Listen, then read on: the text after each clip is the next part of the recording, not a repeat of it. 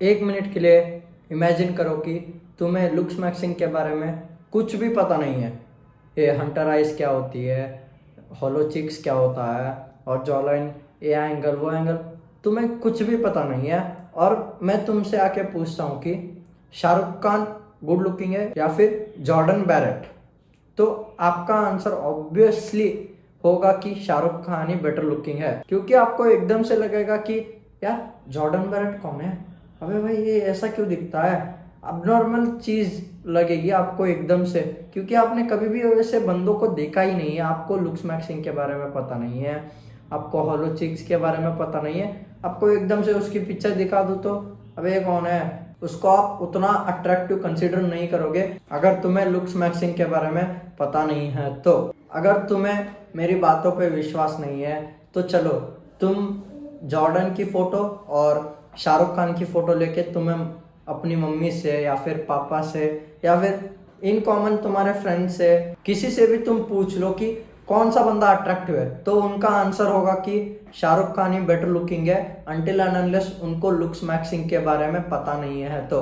आप एक्सपेरिमेंट के तौर पर कर सकते हो कि आप जाके पूछ रहे हो कि शाहरुख खान बेटर लुकिंग है या फिर जॉर्डन बैरेट या फिर चीको, कोई भी मेल मॉडल हो, जाके आप पूछ सकते हो कि बेटर लुकिंग कौन है। मैं आपको ऐसा नहीं कह रहा हूँ कि आपको लुक्स मैक्सिंग के तरीके अपनाना नहीं है या फिर लुक्स मैक्सिंग को छोड़ देना है, पर मैं ये कहना चाहता हूँ कि आप जो ये दिन भर जॉर्डन से कंपेयर करते हो अपनी जॉ को, या फिर दिन भर अपनी जॉ को मिरर में देखते हो, फोटो खींचते हो और chikoo chikoo Jordan Jordan edits देखते रहते हो दिन भर, ये सब छोड़ दो यार। मेंटल मास्टरबेशन कर रहे हो आप, ना ही आप जॉर्डन की तरह दिखने वाले हो। जब आप लुक्स मैक्सिंग करते हो तब आप मान लो कि आप जीरो लेवल पे हो, तब आपको पता चलता है लुक्स मैक्सिंग के बारे में आप करते हो, तो एक एक्सटेंट तक लोगों को नोटिस होगा कि आप चेंज हो रहे हो, आप अच्छे दिख रहे हो, तो आपको कॉम्प्लीमेंट्स मिलेगी। पर जब आप उस एक एक्सटेंट को पार कर जाओगे और आप और भी एफर्ट पुट इन कर रहे हो पर लोग वो नोटिस ही नहीं करेंगे। फॉर एग्जाम्पल, एक बंदा है जो जिम जाता है और 65 केजीज है, पर उसकी बॉडी फैट परसेंटेज लो है पर मसल मास ज़्यादा है। और एक बंदा है जो जिम नहीं मारता है, बस घर का खाता पीता है और बैठा रहता है, उसका भी बॉडी वेट 65 है पर बॉडी फैट परसेंटेज ज़्यादा है और मसल मास कम है।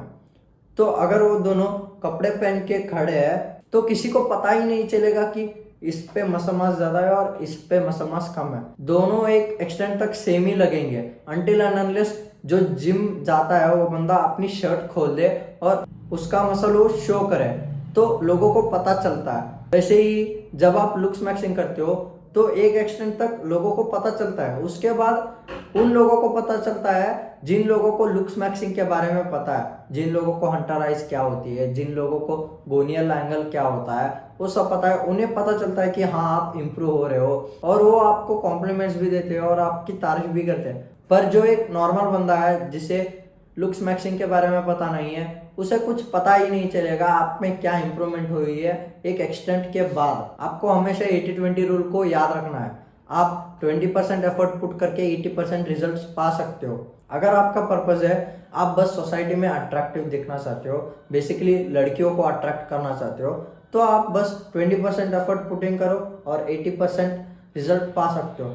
वहीं पे अगर आपका पर्पज है कि आप एक मॉडल बनो, मेल मॉडल बनो, या तब आपको क्या करना पड़ेगा, वो जो 80% एफर्ट है उसे पुट इन करके और 20% रिजल्ट को पाना होगा, जिससे आप और अट्रैक्टिव बनोगे और जो भी ये मॉडल एजेंसी होगी वो आपको चूज करेंगे। और ऑब्वियसली यार काफी बंदे बस सोसाइटी के नजरों में अट्रैक्टिव दिखने के लिए लुक्स मैक्सिंग कर रहे हैं, उन्हें और अच्छे अपॉर्चुनिटीज मिले, उनको अच्छे से ट्रीट करे और वो कॉन्फिडेंट फील करे, इसीलिए लुक्स मैक्सिंग कर रहे हैं। काफी कम बंदे होंगे जो मॉडलिंग के लिए लुक्स मैक्सिंग कर रहे हैं, ज्यादा से ज्यादा 1% होगा जो लुक्स मैक्स करके मॉडलिंग में जाएंगे। तो अपनी मेंटल हेल्थ मत खराब करो और आराम से लुक्स मैक्सिंग करो।